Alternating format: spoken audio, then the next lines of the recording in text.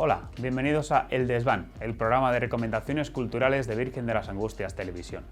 Habiéndose celebrado el Día del Libro, en este programa os recomendamos El primer santo, Dimas el ladrón, La virtud de escuchar, de Guillermo Rovirosa, fruto de la colaboración entre la editorial Nuevo Inicio y las ediciones OAC.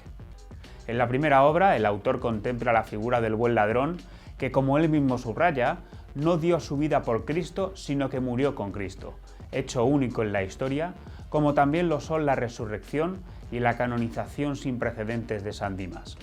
La virtud de escuchar nos orienta más hacia el prójimo, que es nuestro hermano e hijo del mismo Padre, que al igual que nosotros ha de ser redimido, invitándonos a aprender a escucharlo de verdad para conocer, comprender y aceptarlo.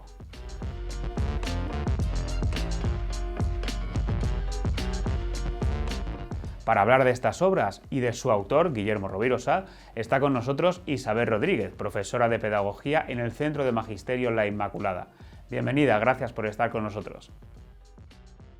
Hola, gracias por la invitación. Un placer estar con vosotros. ¿Por qué crees que Guillermo Rovirosa gira la obra en torno a Dimas el ladrón? Bueno, antes de responderte, comentar brevemente que Guillermo Rovirosa es un converso, un apóstol en el mundo obrero y que actualmente está en proceso de beatificación. ¿Por qué se fija Rovirosa en Dimas? Bueno, la originalidad de Rovirosa es muy grande y se fija en pequeños detalles como Dimas, que no sabemos gran cosa de él. Aparece en el Evangelio y él se detiene y profundiza en Dimas como hombre. No sabemos nada de él, pero el contexto histórico él lo va desglosando. Es un malhechor, un ladrón que está crucificado junto a Cristo, a Jesús, y Rovirosa lo considera el primer santo. Es una invitación a contemplar el diálogo que hay entre los dos ladrones, Gestac y Dimas. Y Dimas reconoce en la cruz, en el sufrimiento, en el suplicio, reconoce la verdad en Cristo y la misericordia de Dios que lo acoge. Es una invitación para darnos cuenta de que siempre podemos escuchar a Cristo y ser acogido por Él.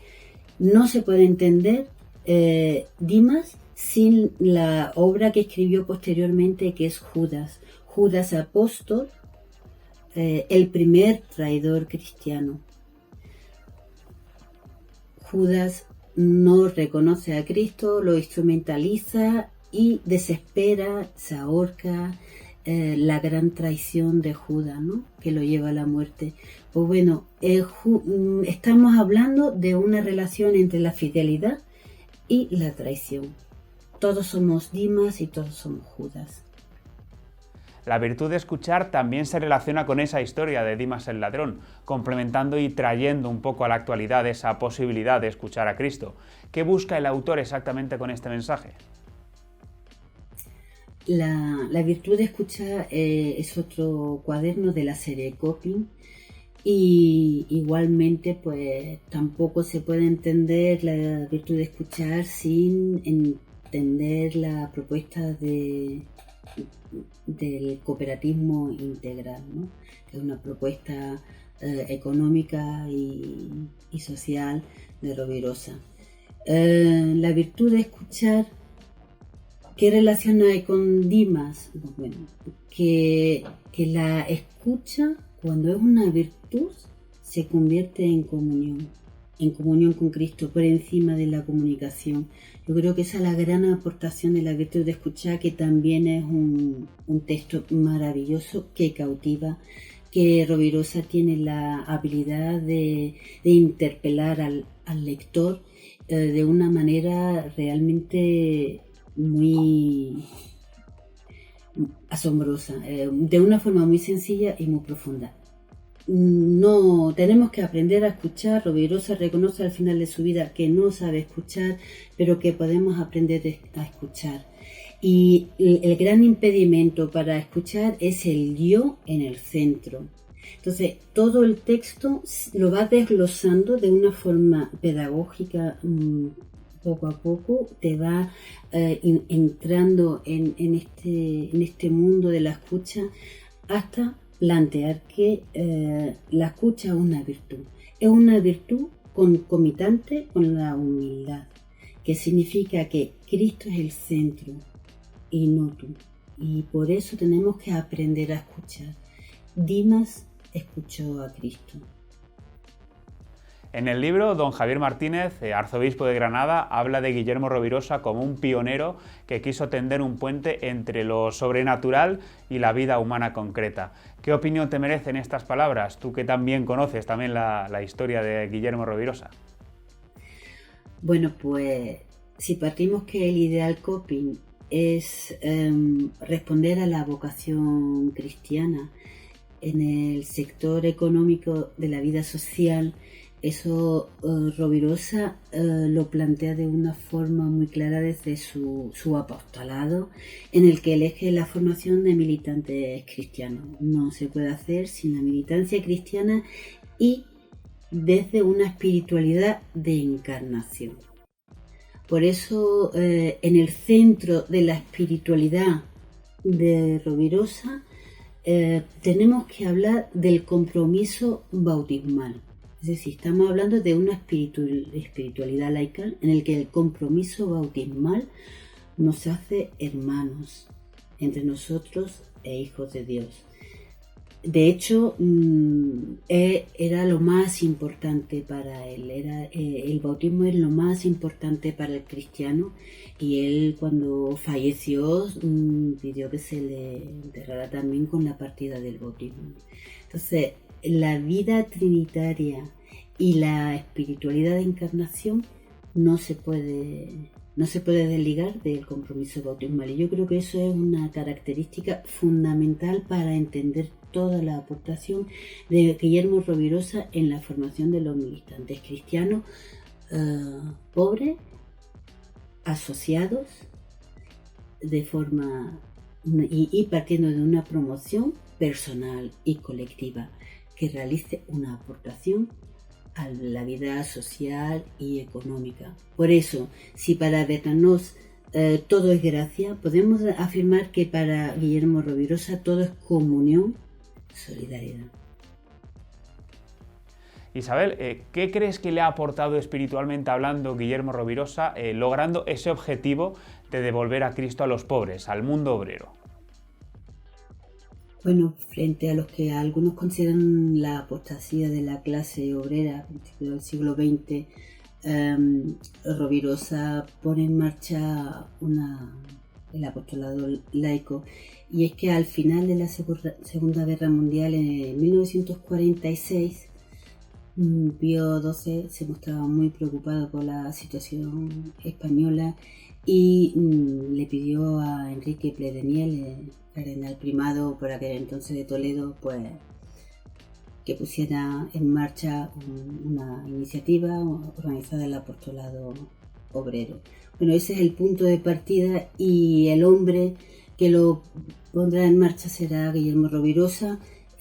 A partir de ese momento él va a entregar su vida, su vocación profesional, todo su tiempo y su ser a la promoción de militantes cristianos pobres, poniendo en marcha la Hermandad Obrera de Acción Católica y creando realidades que han hecho posible en la historia de España y de la Iglesia la promoción de militantes, pues bueno, comunistas y anarquistas y tal, pues crear a través del estilo que él marcó en ese apostolado, esa espiritualidad de encarnación, hizo posible tender un puente que permitió pues bueno, una transición pacífica también en la historia española y en la Iglesia, desde denunciando también el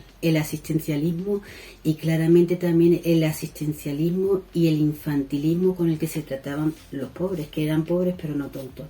Y de ahí el plan de formación que puso en marcha, inspirado en el cardenal Cardin, en el método de encuesta, pero adaptado a las características de España, ¿no? Yo en concreto me he centrado en mi tesis en la génesis del 47 al 51, como una persona libre, creativa, con inventiva, como Guillermo Rovirosa, pudo poner en marcha un plan de formación acorde con las necesidades del mundo obrero, que luego ya posteriormente con Eugenio Merino y con Tomás Malagón pues se fue sistematizando y sigue siendo un instrumento válido y muy, muy importante a tener en cuenta en la formación cristiana. Y por último, ¿qué es lo que más te ha sorprendido de la vida de Guillermo Rovirosa y por qué recomendarías sus obras? Bueno, para mí ha sido una gracia poder conocer la vida de Guillermo Rovirosa de la mano de Julián Gómez del Castillo. Y bueno, también quería comentar anteriormente, ¿no?, a la pregunta que me hiciste, que Rovirosa antes de morir pues fue también presidente, el primer presidente de la editorial CIS. Quiero decir con esto que una de las cosas que más me llaman la atención de Guillermo Rovirosa es toda su dedicación, una dedicación muy importante a lo que es la generación de opinión pública. Escribió en periódico, creó periódico, boletines, escribió sus obras y siempre, por alguna razón, siempre respondiendo a una necesidad. Y de hecho la última obra que él escribió fue un libro que se titula ¿De quién es la empresa?, que fue el primer libro que se editó en la editorial CIS. Fue un hombre, un converso radical y por lo tanto con un mensaje, pues una gran personalidad, ¿no?, muy, muy determinante, y fue esposo, casado, supo encauzar su vocación profesional, ofrecerla y al apostolado, y dedicó toda su vida creciendo hacia abajo. Murió pobre y dejó un gran legado que creo que tenemos la obligación, los cristianos, la Iglesia española, darlo a conocer, y todas las iniciativas que se pongan en marcha para leer no solo sobre Rovirosa, sino leer a Rovirosa, será un bien que se haga a la Iglesia Universal, porque Rovirosa es hijo de la Iglesia Universal. Isabel, muchísimas gracias por estar con nosotros. Muchas gracias y animo a todos los oyentes que lean a Rovirosa, que no se van a arrepentir y que realmente leer a entusiastas genera entusiasmo y esperanza. Y hasta aquí el programa de hoy. Recordad que podéis seguir todos nuestros contenidos en www.vatelevisión.com y en nuestras redes sociales. Estamos como @vatelevisión en Twitter, en Facebook o en Instagram. Muchísimas gracias y hasta la próxima.